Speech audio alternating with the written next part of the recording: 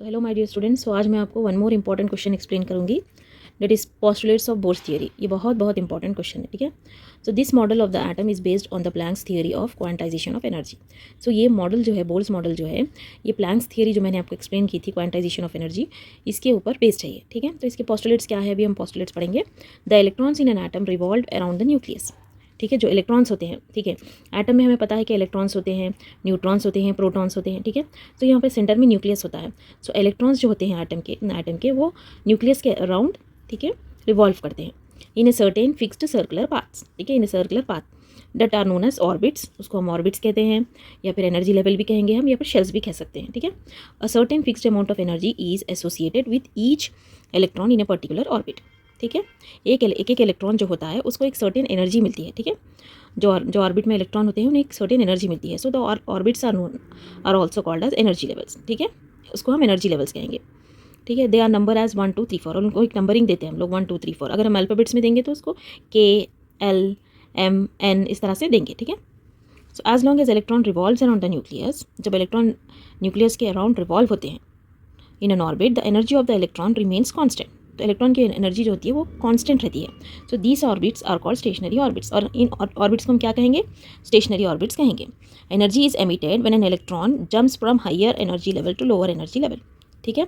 Electrons जब jump करते हैं हायर एनर्जी से लोअर एनर्जी को, ठीक है, हायर एनर्जी से लोअर एनर्जी को जब वो जंप करेंगे तो वो एनर्जी को एमिट करेंगे, ठीक है। सो यहाँ पर हम इसे डेल्टा ई, ठीक है, चेंजेस आ रहे हैं ना, तो delta E is equal to E2 minus E1 लिखेंगे, is equal to H nu, ठीक है। E2 माइनस E1 क्या है, H न्यू है। So delta E is equal to H nu, क्योंकि E2 minus E1 H nu है, इसीलिए हम लोग delta E is equal to H nu कह रहे हैं, ठीक है। अब nu is equal to delta E by H लिखेंगे हम, ये डेल्टा ई को यहाँ पर लिख देंगे, ये H को यहाँ पर। अब डेल्टा ई क्या है, E2 माइनस E1 है, E2 minus E1 then by H, where E1 and E2 are the energies of the lower and higher energy states, ठीक है। E1 एंड E2 एनर्जीज हैं। So this expression is commonly known as the Bohr's frequency rule. हम इस expression को क्या नाम देंगे, Bohr's frequency rule. The angular momentum of an electron moving around the nucleus is quantized, ठीक है। Angular momentum यानी कि रोटेटिव मोशन जो होता है, ठीक है। सो जो एंगुलर मोमेंटम होता है इलेक्ट्रॉन का मूविंग अराउंड द न्यूक्लियस, जो न्यूक्लियस के अराउंड मूव कर रहा है, वो क्वांटाइज्ड है। सो हम यहाँ पर इसको भी एक इक्वेशन दे रहे हैं, ठीक है। MVR mass velocity radius is equals to NH by 2 pi. N क्या है, principal quantum number. Quantum numbers भी मैं आपको एक्सप्लेन करूँगी और वीडियोस में, ठीक है। H है प्लैंक्स कांस्टेंट है, देन बाई 2 पाई, ठीक है। तो ये बहुत इंपॉर्टेंट है। Now Bohr's explanation to hydrogen atom. अब हाइड्रोजन एटम को बोर्स ने किस तरह एक्सप्लेन किया है, देखिए। Hydrogen atom contains only 1 electron, we all know this one. Hydrogen first element है, ठीक है, only 1 electron. It is present in the K shell. अब ऑब्वियसली ये के शेल में ही रहेगा।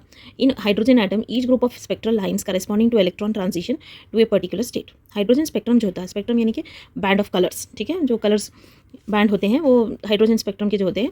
Each group of spectral lines, उसमें जो स्पेक्ट्रल लाइन्स होते हैं करेस्पॉन्डिंग टू इलेक्ट्रॉन ट्रांजिशन, यहाँ पर इलेक्ट्रॉन ट्रांजिशन होता है टू एक पर्टिकुलर स्टेट पर, ठीक है। क्या है वो, देखिए। अभी स्पेक्ट्रल लाइन्स क्या है, ये कौन से स्पेक्ट्रल लाइन्स, इसके बारे में हम लोग पढ़ेंगे। The spectral line in Lyman series, ठीक है, ये एक डायग्राम से भी मैं आपको आगे एक्सप्लेन करूंगी। तो स्पेक्ट्रल लाइन्स जो लाइमन सीरीज में जो लाइन्स होते हैं, spectral lines are obtain in UV region. आपको वो कहाँ पर मिलेंगे, अल्ट्रावायलेट रीजन पे। When electron drops from higher orbit to first orbit, electron जब हायर ऑर्बिट से नीचे आ जाएगा, यानी कि फर्स्ट ऑर्बिट पे आ जाएगा, तो आपको वहाँ पर लाइमन सीरीज मिलेंगे। फिर नेक्स्ट में बाल्मर सीरीज, ठीक है, N इज इक्वल टू 2 जब सेकंड पे आएगा, ठीक है, उसको वो हम कहाँ पर पाएंगे, विजिबल रीजन पर। फिर आएगा आपको पास्चन सीरीज। पास्चन सीरीज क्या, हम आईआर रीजन के करीब, ठीक है, करीबी आईआर रीजन जो होता है ना वहाँ पर। सो ये आपको थर्ड ऑर्बिट पे। Then the spectral lines in Brackett series, again Brackett series क्या है, मिडिल आईआर रीजन जो होता है वहाँ पर। सो वहाँ ये N इज इक्वल टू 4 यानी कि फोर्थ ऑर्बिट पर, ठीक है। ये पी फंड सीरीज है। पी फंड सीरीज कहाँ पर, आपको फिफ्थ ऑर्बिट पे ड्रॉप होगा, ठीक है, फिफ्थ ऑर्बिट पर ड्रॉप होगा। ये फार आईआर रीजन, ठीक है। तो the wavelength and wave number of these lines are calculated by using Rydberg's equation. देखिए ये रिडबर्ग्स इक्वेशन बहुत ही इंपॉर्टेंट है। आप अगर कॉम्पिटिटिव एग्जाम्स लिख रहे हैं तो ये आपको बहुत बहुत इंपॉर्टेंट है, ठीक है। सो देखिए यहाँ पे न्यू डैश, ठीक है, nu dash is equal to 1 by lambda is equal to RH, फिर ब्रैकेट लेंगे, ब्रैकेट में लिखेंगे आप 1 by N1 square minus N2 square, ठीक है। N1 क्या है, लोअर ऑर्बिट है, N2 क्या है, हायर ऑर्बिट है, ठीक है। सो यहाँ पे RH क्या है, रिडबर्ग कांस्टेंट है, RH, जिसका वैल्यू क्या होता है 109677, ठीक है, सेंटीमीटर पर सेंटीमीटर, ठीक है, और 1.1 इंटू 10⁻7 पर मीटर, ठीक है। इस तरह से मीटर में है तो ये है, सेंटीमीटर में तो ये है वैल्यू इसकी। देखिए यहाँ पर अगर आप इस तरह से टेबल डालेंगे, इसको टेबल में आप टेबल में लिखिए, फर्स्ट N वैल्यू लिखिए 1 2 3 4 5, फर्स्ट वाला है Lyman series, then Balmer, Paschen, Brackett, Pfund, ठीक है।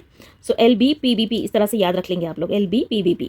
सो यूवी रीजन में मिलेगा, ये UV region visible near IR के पास, फिर फार IR, ठीक है। देन 1 2 3 4 5 N1 में कहाँ पर आपको ये मिलेगा, ये फर्स्ट ऑर्बिट में, ये सेकेंड, ये थर्ड, ये फोर्थ, ये फिफ्थ। ये आपको N2 में कहाँ पर, second, third, fourth, fifth and so on, फिर थर्ड, फोर्थ, फिफ्थ, सिक्स्थ, 4 5 6 7 5 6 7 8 6 7 8 9। देखिए यहाँ पर इस डायग्राम में आप लोग देख सकते हैं, देखिए लाइमन सीरीज है यहाँ पर, n = 1, यानी कि ये यहाँ से यहाँ पर आ गया है, ठीक है। यहाँ पे बाल्मर सीरीज़ में देखिए n = 2, पास्कन सीरीज़ में देखिए n = 3, ठीक है। देन ब्रैकेट सीरीज़ में देखिए इस तरह से अगर आप ये ड्रॉ करेंगे तो आपको फुल मार्क्स मिलेंगे, ठीक है। n = 4, इस तरह से देखना है आपको, n = 4। देन देखिए पी फंड सीरीज़ है, n = 5। तो यहाँ पर आप ड्रॉपिंग देख सकते हैं, कैसे ड्रॉप हो रहे हैं ये लोग, ठीक है। यहाँ पे आप ड्रॉपिंग देख सकते हैं। तो ये डायग्राम आप इजीली ड्रॉ कर सकते हैं एग्जाम में, ठीक है। अगर आप ये ड्रॉ करेंगे तो आपको फुल मार्क्स मिलेंगे। सो आपको टेबल भी बनाना है, ठीक है, N value series reason N1 N2 इस तरह से। और फिर आप लिमिटेशंस को पढ़ेंगे हम लोग, ठीक है। लिमिटेशंस क्या है बोर्ड्स मॉडल के? Boards model can not explain the spectra of multi electron species, यानी कि एक ही इलेक्ट्रॉन के बारे में एक्सप्लेन कर सके हैं वो, मल्टी इलेक्ट्रॉन्स के बारे में नहीं। So Bohr's model can not explain fine structure of atomic spectra, यानी कि एटॉमिक स्पेक्ट्रा का फाइन स्ट्रक्चर भी नहीं एक्सप्लेन कर सके। It fail to explain Zeeman and Stark effect, ठीक है। जीमन एंड स्टार्क इफेक्ट को भी इन्होंने एक्सप्लेन नहीं किया है। जीमन इफेक्ट क्या होता है? Splitting of spectral lines in the presence of external magnetic field, ठीक है। स्पेक्ट्रल लाइंस की स्प्लिटिंग होती है किसके प्रेजेंस में? एक्सटर्नल मैग्नेटिक फील्ड के प्रेजेंस में। और स्टार्क इफेक्ट क्या होता है? स्टार्क इफेक्ट होता है splitting of spectral lines in the presence of external electric field, ठीक है, यहाँ पर इलेक्ट्रिक फील्ड। और it can not explain the formation of chemical bonds, formation of chemical bond को भी इन्होंने एक्सप्लेन नहीं किया है। It can not explain why the angular momentum of an electron is always NH/2π, क्यों angular momentum of electron NH/2π है, इसको भी इन्होंने एक्सप्लेन नहीं किया है, ठीक है। ये 5 पॉइंट्स आपको लिखना है लिमिटेशंस के लिए।